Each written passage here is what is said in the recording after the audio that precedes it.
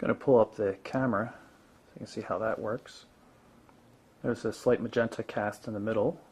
Not uncommon with camera phones though. You can either use the trackball to take the picture or just press there on the little on-screen shutter button. Pictures come up here so you can take a quick look at them, but there's a better way to look at the photos you take in the gallery application. This new gallery is quite nice, and I have to admit I was running it for quite some time on my Motorola Droid. It was a hacked version. Really quite nice. No multi-touch zooming, but the picture quality coming out of the device is really very nice. I'm very pleased with it, and you do have swipe controls and of course the auto rotation functions, which are pretty handy. You can see I'm having a little trouble with getting the zoom control to work. But overall the camera seems to work really well. And again, it's it's a 5 megapixel unit with a LED assist lamp there. Can of course shoot video as well by taking this little control and sliding it up. Now we're in video mode. Pull up the settings here on the left hand side. You can see the quality settings right there, and just record some quick video just so you can see that it's working. Stop it and we'll quickly play it.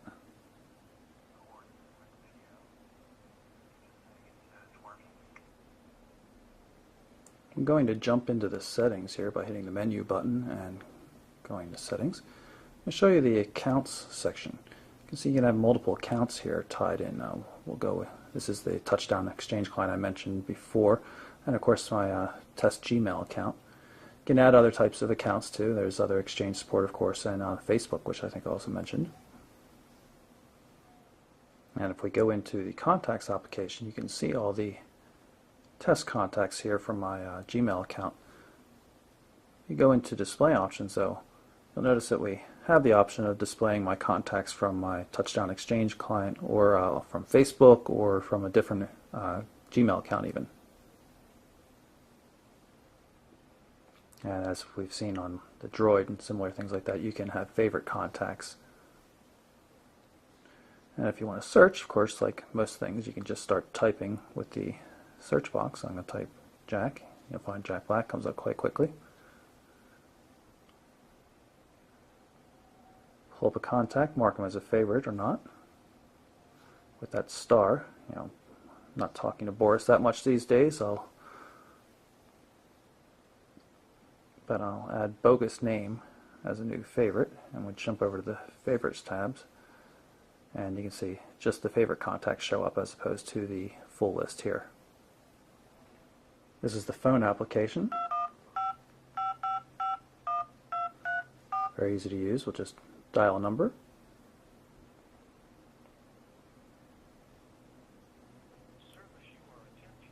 Can turn the speaker on and use the on-screen button to hang up the call. I've since configured a test Facebook account so you can see some of the Facebook integration. Here's Russell Jeffries, one of our UK guys, and one of the neat things is you can long press on contact photo and see a bunch of options for contacting or finding more information about the person. I could map Russell's address, I could jump to his Facebook page even. Pull up the Gmail client here from the main menu. It's configured with our test account. You can see it works pretty well. Formatted text works, bolds, italics, color, even embedded images work pretty well. I've noticed that there's actually a typo there. It says we're instead of we've. Normal threaded view you would see. You can go through and it endless scrolling here. It keeps loading and loading. It's pretty quick. So here another test message here. You can have multiple Gmail accounts.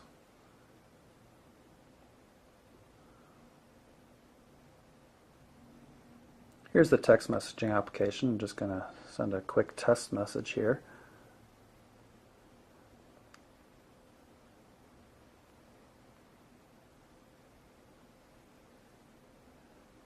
This is a test.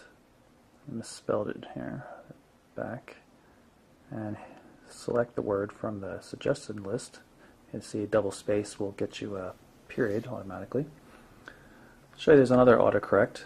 If I misspell test, say T-R-S-T, you'll notice that test is highlighted there in red, so if I hit space to accept that, it's automatically going to correct it.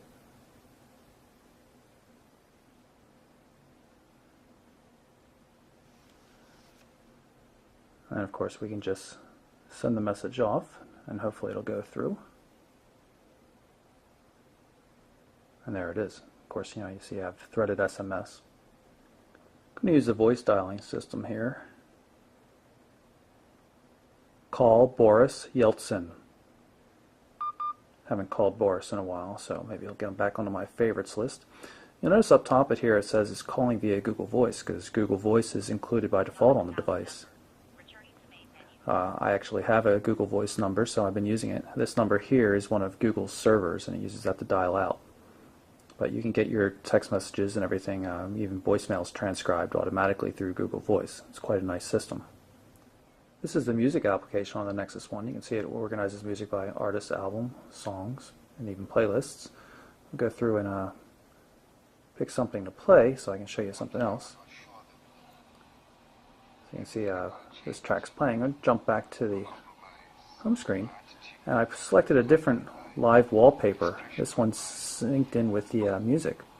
There are a couple of those that do that. Let's pick a different one so you can see what it looks like.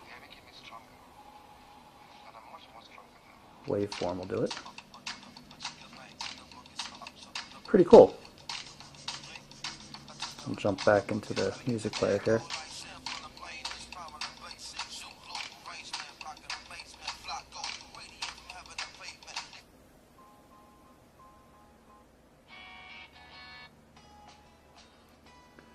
I'm also going to add a music widget to the screen, just so you can see we can control it.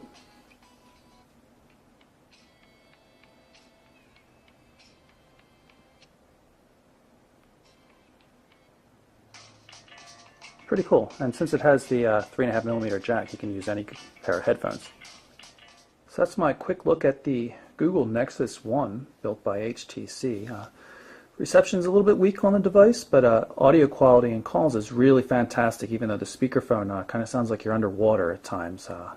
But the Google experience in terms of the user interface is a little plain. Some of the new tweaks to 2.1 are interesting, but we're going to see that on a lot of devices coming really soon, so it doesn't do too much for me. HTC Sense on this device would have really been fantastic, especially with the better virtual keyboard. But overall, really nice piece of hardware.